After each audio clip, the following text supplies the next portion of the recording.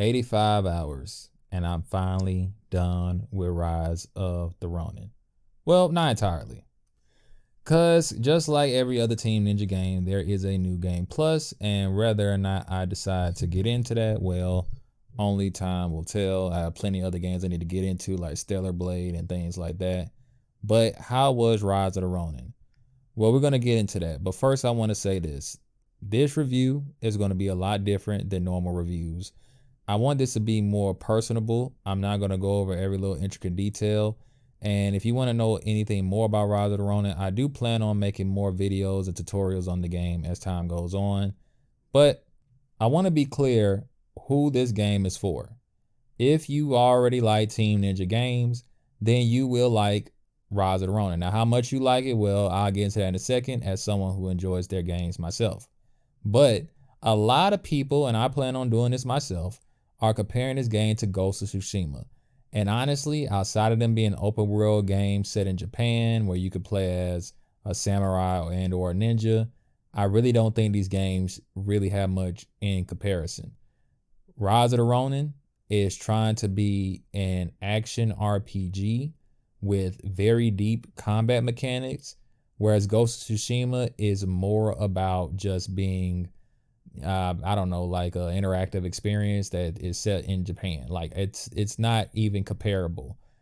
Ghost of Tsushima would be like Weenie Hut Jr. and Rise of the Ronin would be the Salty Splatoon. If you get that SpongeBob reference, it's not the same. And I personally feel a lot of people who just outright hate Rise of the Ronin are people who love Ghost of Tsushima. That's what I'm bringing this up. Like, if you really like Ghost of Tsushima, do not just assume that you will play this and like this. It's not the same. With that out of the way, let's get into it.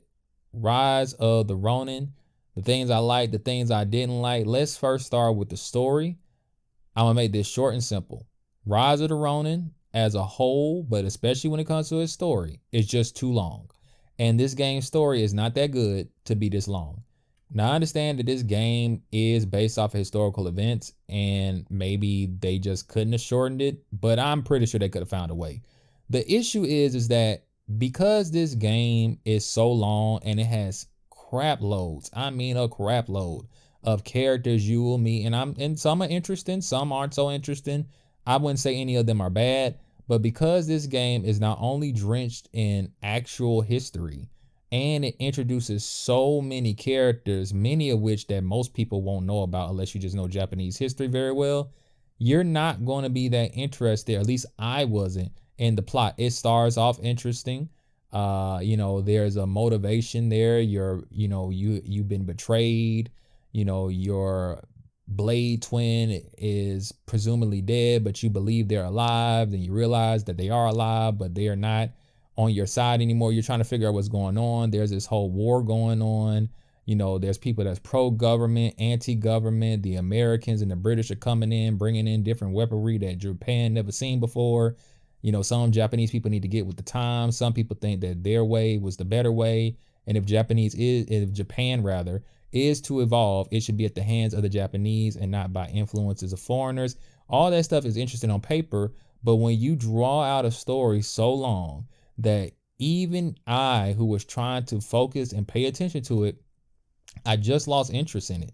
I lost interest. I was confused. And I believe the developers knew this too, because in this game, there are times where you meet characters again, where you'll see them again. And the character actually has an option to say, because you can make different dialogue choices. And the character will say, hey, who are you again? I don't really remember you. And I don't think that's funny. Like, it sounds funny on paper, but I don't think it's funny, because to me, that tells me as the player that the developers knew that they introduced too many characters in the game. They knew you weren't going to remember half of this stuff, and this story ultimately wasn't interesting like that. And why make a story this long if it's not going to be entertaining for this length of a time? And I wouldn't be surprised for gamers who really enjoy stories, and story is the motivation for you dropping this game. And that's unfortunate, because the game's gameplay is solid, but even that has its own issues. But just sticking with the story, they shouldn't have made this game this long. Now, Team Ninja is known for making long games outside of Ninja Gaiden.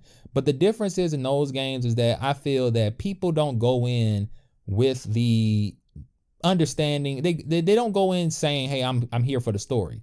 This game, unlike other Team Ninja games, has a lot of production value, high production value, in my opinion. Every character is voice acted. The other Team Ninja games, you read a little dialogue, they give you a little background on why you're on this mission, and you go do the mission, and it may be a cutscene at the end. It may not be. I bet you most people who play Nihon 1, 2, even people who play Stranger in Paradise, they probably don't know what those game stories are about, but they advertise themselves and push themselves to let you know the main gameplay focus is the gameplay. That's the main focus of the game. It's not the story. This is different. This has been heavily advertised to be an evolution of Team Ninja's storytelling, and they just completely dropped the ball. This was too long of a story. I almost dropped the game. If not for me loving the combat, despite its flaws, I would have gave up because it's just too long. I was getting bored. So if the gameplay is what saved it for me, how was it ultimately?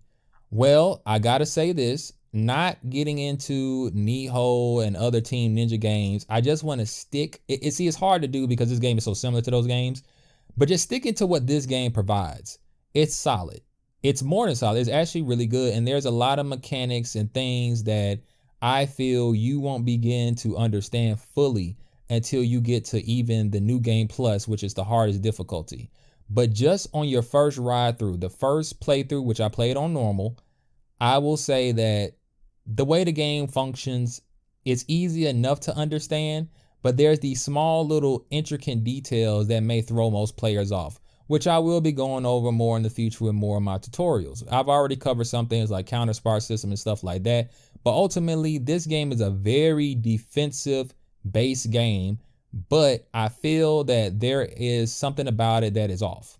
You could say games like Sekiro is defensive, as that game is all about parrying, waiting for the opportunity to strike, and then doing a lot of damage. This game is similar to Sekiro, except for unlike Sekiro, this game gives the player tons of crazy cool offensive moves, and it makes you think, am I supposed to be doing these crazy cool moves? Because I kind of want to do these crazy cool moves. And I'm talking about like some Naruto level stuff you can pull off depending upon the combat stance you're using. But what you'll quickly realize is this game is designed in a way where this is how the combat is supposed to work. You parry as many attacks as you think you can safely, wait till the enemy's ki gauge is low, attack rarely because attacking will drain their ki as well, but because enemies can instantly like hit you, like you can hit them, and unless they get stunned by your attack, because a lot of times enemies have hyper armor or you just attack them at the wrong time, you only should be attacking them really when they've been stunned. That's the safest moment to do that, and they only get stunned when they're drained of ki, or if you counter spark a heavy hitting attack or a martial art attack when you see the white flash. And like I have to be very careful with this because I'm having a few people that came on my tutorial and I understand this. When I'm telling you to parry when you see the flash and white attack, I am not saying press the parry button as soon as you see the attack. You have to still wait for them to make contact with you. And I'm saying that this is the particular type of attack that will put them in a stun state. Now, they won't put them in panic per se, but it will stun them. Other attacks you can parry and you will notice it chips away at their ki damage or their ki gauge, but it doesn't make them stop attacking you. That's what I meant, just to clarify for anyone that watches that tutorial and is confused. But anyway, when it comes to the combat system, the parrying and all that stuff, that part is fun. But like I said, I just feel like why give the player the offensive ability of a Naruto character and I can't use it? Or let me be clear, the time you're supposed to use it according to the game's own direction is when the enemy is panicked. This is the issue with that. Martial art attacks do ki damage. When the enemy's panicked, their ki is depleted. So why would I be doing a martial art attack when their ki is gone? You would want to do a martial art attack when they still have ki, right? And you can, but it's not smart to do it then. Even the game tells you it's not smart to do it then. So I'm kind of confused. Again, like I said in the beginning, there are so many things about this game and its mechanics that you will start to learn and understand. But this one part I understand fully because this is what the developers tell me. So you can either make the argument that the developers gave me the wrong information, or That's the only answer. The developers gave me the wrong information, or I don't know what else you would say, because when the developers tell you how to play the game and you're doing the directions, you're following what they say, and when you do what they say, it still kind of makes you scratch your head and say, is this really what I'm supposed to be doing? Because throughout my 80 plus hours of playing, I still felt like, after understanding the combat system, I felt like I was doing something wrong, because I'm like, man, why does it feel like I'm never given the opportunity to just whoop ass? I'm never given an opportunity to just wail on the enemy. And maybe that's not how the game is supposed to be played, because I'm watching high level players play and even they aren't doing that. So maybe that's just not how this game is function. It's not supposed to function, but it feels awkward to me, because why give the player cool moves if they can't use them? And speaking of the parry system, like I said, there are plenty of other tutorials I plan on making on Rise of the Ronin. The parry system has its own issue. Okay, so when you do a parry or a counter spark, depending upon the stance you have, will change the animation. And this matters drastically, because the way this game works is there are 3 different stance types. Well, there's actually 4. There's 4 different stance types, and each one has a weakness, a strength, and you could be even if you're using the same stance strike, or the same stance. And you want to always use the one that's more effective. You'll see a blue gauge above the enemy's health bar letting you know you're currently using a stance that they're weak to. You always want to use that one. The problem is that depending upon the stance you're currently using and the animations that come with that stance will change your counter spark. It will change how your parry animation works. A lot of parry animations make you move forward. Some have a slow wind up time. Some are like traditional parry animations where the character just stands still and blocks quickly. Because you're constantly switching stances depending upon the enemy you're currently fighting, and you're constantly getting new stances that are more powerful than old stances, it's like you're constantly having to, the only way this would make sense is that you have to stop playing the game, or stop progressing rather, learn your current move set, master that, then go into combat.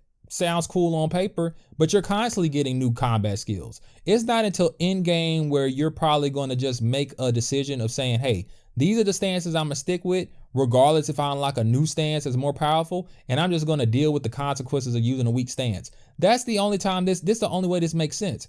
I feel them trying to be so different and make every combat stance unique with the parry. See, the moves are fine. Make the moves different, but the parry should never have been different. I think every weapon having a different type of parry will be fine. Like, so if you use a katana versus a greatsword, those parry animations don't have to be the same between those 2 different type of weapons. But per stance, remember, you can have 3 stances on each weapon. So you have 2 weapons at a time, 3 stances each. You might as well say you have 6 different move sets at a time that you have to keep up with. And remember, each one has a different parry timing. And remember, the whole point of the gameplay, the whole key point of the gameplay is parrying. If you do not master counter sparking, you will die. This right here, this part shouldn't have been complicated. This is the part of the game where I think Team Ninja should have took a step back and say, hey, this is too much for not even just the average player, the advanced player. Because even people who love Rise of the Ronin, and I love it too, even the people who have put in hundreds of hours in the game are saying like, this part you probably should have just left the parry system to be even. Each weapon should have had the same parry system, or if you make each weapon have a different parry, the combat stance shouldn't change the parry. The parry animation should be the same, because once you throw off a player's parrying time, it throws off their whole sense of understanding of what to do. Because it's like anybody that's playing the game and feel like, man, I am parrying when I'm supposed to. Why isn't it working right? You probably switch stances. You're probably not used to this new stance's parry animation and its timing. And now you got to learn that. And no, learning that ain't fun. It's not. So that's my main gripe with the combat system. But I don't want anyone to just think, man, it just sounds like this sucks. No. When you sit there, I'm going to tell you one of my favorite parts of this game. Going into the dojo and practicing fighting the different bosses. When you're having these one-on-one fights and you're parrying and you're getting that parry time down just right, even if you're not parrying every attack, just getting the ones right, not taking a hit, and then finally punishing the boss, that stuff is fun. The only thing I wish is that the parrying system was even across the board. They didn't change up the animations per stance. And I wish they gave me more time to wail on the bosses. And what's interesting is there are times where I think the game breaks and they actually let you wail on the boss for a long period of time. I don't know what determines that. And that's what goes back to this game having many hidden mechanics under the hood. Maybe there is a particular way you can do it. I haven't even seen high level players pull it off, but there have been a few times where I put an enemy in a panic state, they ran out of key, and I was allowed to just hit them over and over and over and over and over again. But most of the time, you hit them, you do a full combo on them and they're getting back up. But sometimes the game just lets you just do 2, 3, 4, 5, 6, 7 different combos. Like I almost killed the boss because for some reason, when he just never got out of his panic state, I think that was a glitch. I don't think that's a mechanic, but hey, is what it is. I just think that they go in and change that either for the sequel or even if they change it for this game in a patch, that might just drastically change the whole way the game plays. But they should probably think about changing that if they ever make Rise of the Ronin again, a sequel or a game similar to it. Now that I briefly got over the combat, because there's so much stuff with the combat system I could talk about, I want to talk about the open world aspect. This game is open world, unlike other Team Ninja games, and I personally think that this part of the game is a big mixed bag. The open world looks nice. It visually looks great. All the people saying the game like a PS3 game, I have no idea what you're talking about. This game looks great. I personally think it looks better than Ghost of Tsushima, but that's just me. The issue is that because this is still a Team Ninja game, most of the missions are going to put you in a box.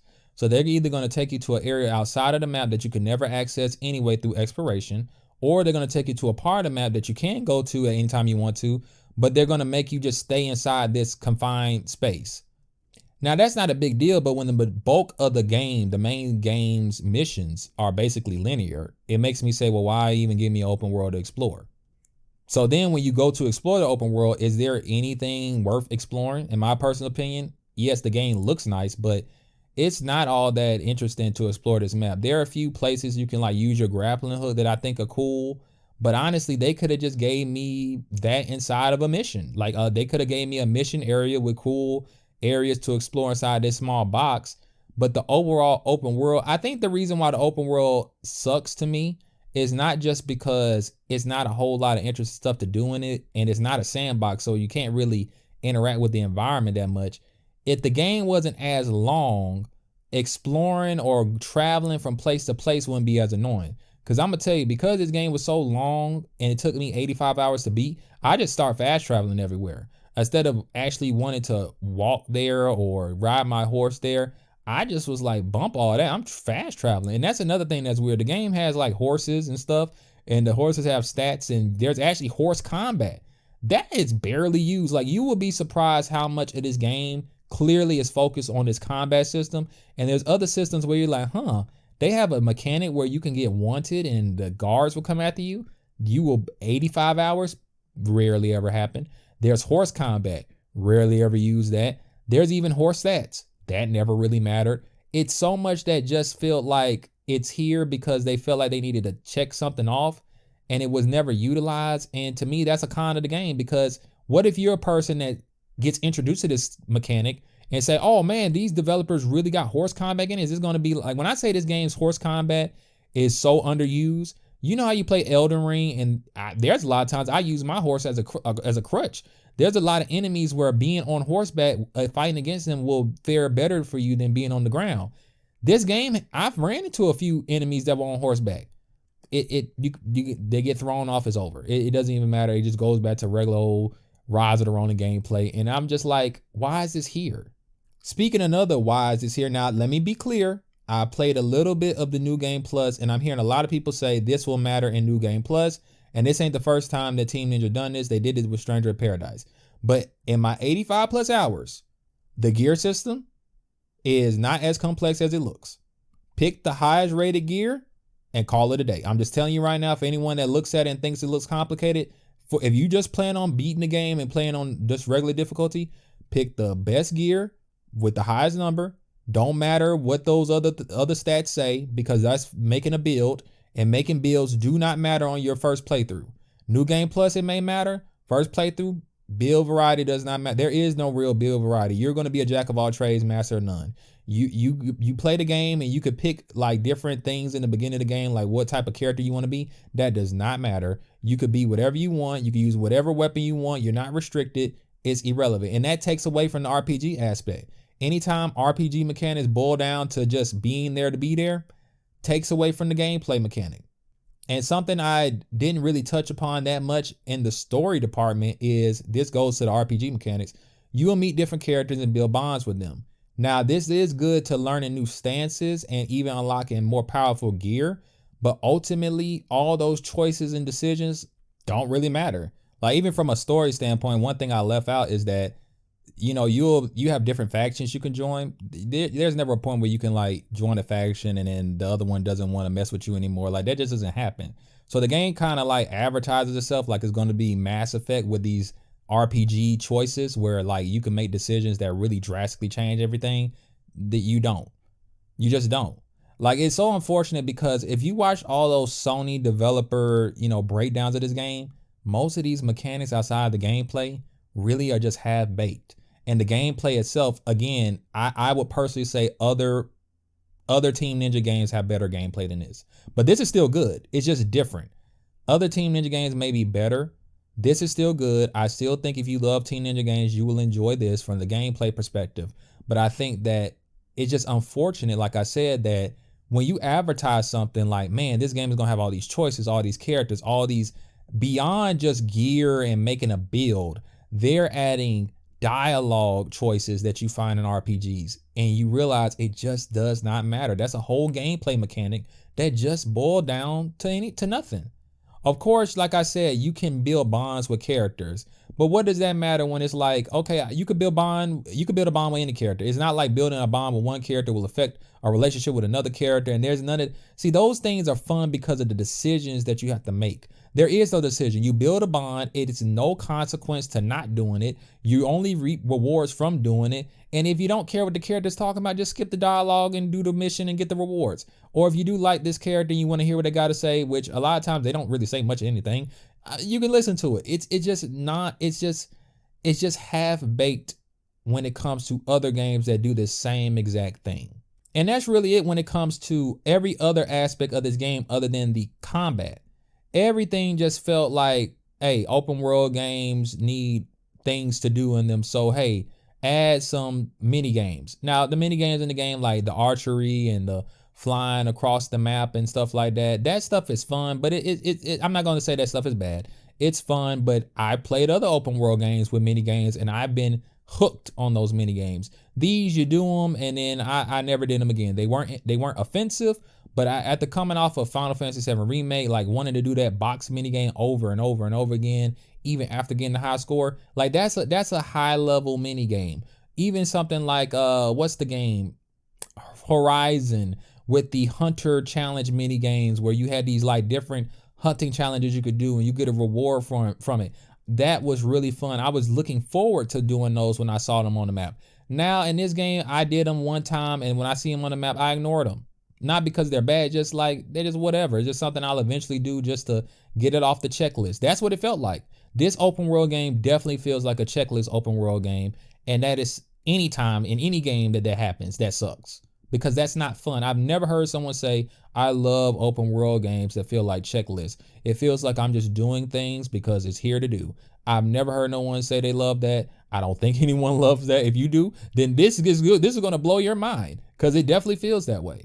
Now, the one thing that is still a checklist that this game does so well, just because the combat is at a high level compared to any other open world game, is, yes, there are going to be bases that you fight. They're going to be what they call fugitives. These are like basically mini bosses throughout the map. That's fun. That's always fun to do because, again, it goes back to doing the main thing you do in the game, which is fighting. So, yes, that part is fine.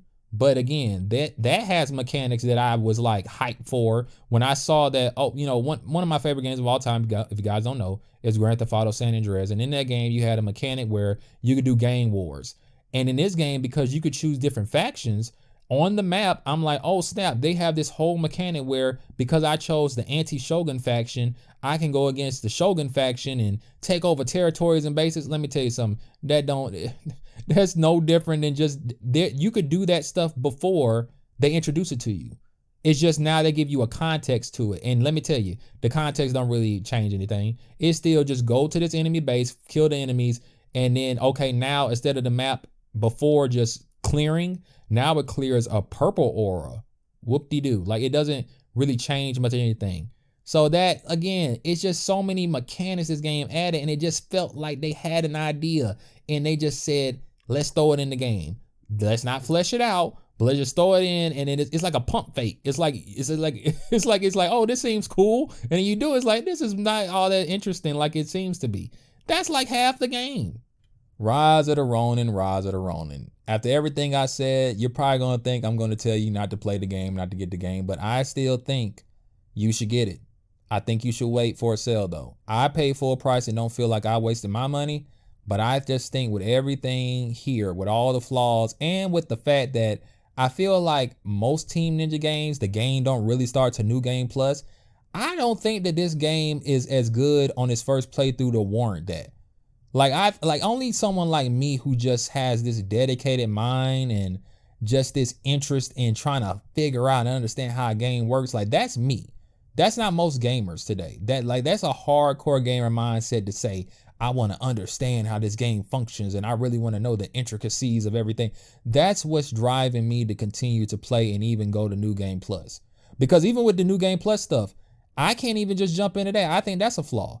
I don't like the fact that I beat this game, spent 80 hours, and then I want to jump into New Game Plus and I can't because I'm under leveled. You can't just jump into, like, because when you beat this game, you're going to be around like level 50. That's the appropriate level to beat this game on the normal difficulty. But then when you go to New Game Plus, they're going to expect you to be like level, at the bare minimum, level 53. And so you got to grind just a little bit more, but really you need to be about level 56. So you need to grind before you can even jump into the New Game Plus. That's annoying. I don't particularly like that either. But again, I'm a different type of person. I'm a different type of gamer. If you like games mainly for their combat, come play Rise of the Ronin. But I would still say wait, because there's other games out here. Sailor Blade came out. There's other Team Ninja games that you can find on sale. You can get Nihon 1 and 2 oftentimes on sale on PS5 for like $40 with all the DLC. You can get Strangers of Paradise for like $20 often. So so if you want a taste of this, if you've never played a Team Ninja game, there's other Team Ninja games you can go play. Like, you don't have to spend $70 to get this experience, because yes, this game is unique enough to be different than other Team Ninja experiences, but not so unique that you can't go play Nihon and get a similar experience. You just won't get a game that's so based upon parrying compared to other games. And you may not even like this. You may not like this game that's so based upon being defensive. But ultimately, because I don't think I'm done with Rise of the Ronin, I think I'm gonna return to it. I think I'm gonna still do some more gameplay tutorials and breakdowns and stuff like that when I learn more about it, especially on the midnight difficulty or wherever the in-game difficulty is called. I think I'm gonna return to that. But for now, I would recommend the game. I think it's fun enough. I think it's good enough. And honestly, I think the reviews do reflect it. I think this is like, I don't do scores, but if I had to give it a score, I think this is a 7. With everything, ups and downs, hills and valleys, whatever you want to call it, all the shortcomings and all of the good parts, I think it rounds out to about it's a good game. It's a good game, but in this climate where money's tight and people are trying to get the best bang for their buck and they want to get the best of the best for 70, yeah, just wait till this game is like $40. And that's my review of Rise of the Ronin. I hope you guys enjoyed this new review style. I wanted to be more, like I said, I wanted to be more like a normal conversation. I didn't want to sound scripted. I just wanted to tell you guys straight up, this game is fun. It has its problems. There's a lot of like inoffensive things that just felt like they were shortcomings, but they're not going to make you hate the game. Like all those things I told you about that just felt like they were half-baked mechanics put in, they're not going to piss you off. It's just like, man, there's so much potential that just didn't live up to it. Maybe Rise of the Ronin 2 will do it. Maybe. But until next time, guys, peace out. Thanks for watching. Love you guys. See you guys in the next video. To make a world where we could live together.